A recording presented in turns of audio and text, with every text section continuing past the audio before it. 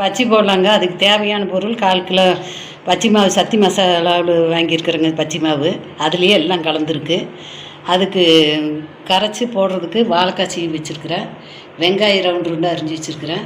மிச்ச மாவுக்கு அப்படியே போட்டு உதிரியாக போட்டால் ரொம்ப நல்லா இருக்குங்க. அதுக்காக இதெல்லாம் ரெடி பண்ணி வச்சுருக்கிறேன். இப்போ இனிமேல் எண்ணெய் வச்சு பச்சி போடலாங்க. இட்லி மாவு 10 கரைச்சிக்கலாங்க. பச்சி மாவை தண்ணி ஊற்றி இட்லி மாவு 10க்கு ரொம்ப தண்ணி ஊற்றினீங்கன்னா எண்ணெய் இருக்குது. ரொம்ப கெட்டியாக போட்டாலும் ரொம்ப சாப்பிட்றதுக்கு நல்லா இருக்காது. ஓரளவுக்கு நம்ம இட்லி மாவு கரைக்கிற அளவுக்கு கரைச்சிக்கிட்டாக்கா போதுங்க. இப்போ எண்ணெய் காய்கறி சுத்தமான கடலெண்ணெய், செக்கில் ஆட்டினா கடலெண்ணெய் ஊற்றி காய்ச்சிக்கிட்டு இருக்குதுங்க. இப்போ முதல்ல நான் வாழைக்காய் போடலாங்க.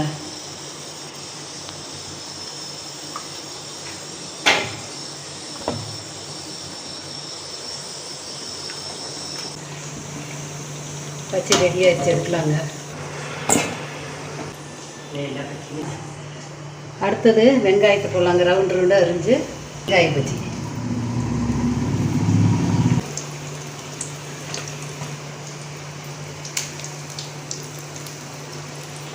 வெங்காய பச்சியும் ரெடி ஆயிடுச்சுங்க.